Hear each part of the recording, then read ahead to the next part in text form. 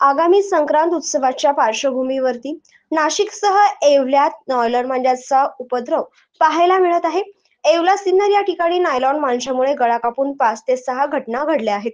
या पार्श्वभूमीवरती येवला शहर पोलिसांनी धडक कारवाई करत नांदगाव रोड परिसरात छापा घालत संशयित मनसूर शेख यांच्याकडून 10 नायलॉन मांजा रीळ तसेच कामडीपुरा भागात योगेश लाकरे यांच्याकडून 9 नायलॉन मांजा रीळ जप्त करण्यात आले आहेत.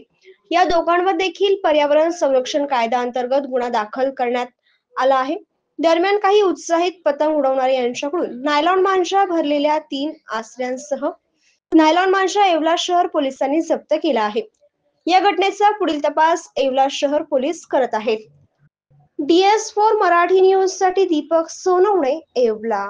सर्वांना नमस्कार. मी पोलीस निरीक्षक धीरज प्रकाश महाजन, येवला शहर पोलीस ठाणे.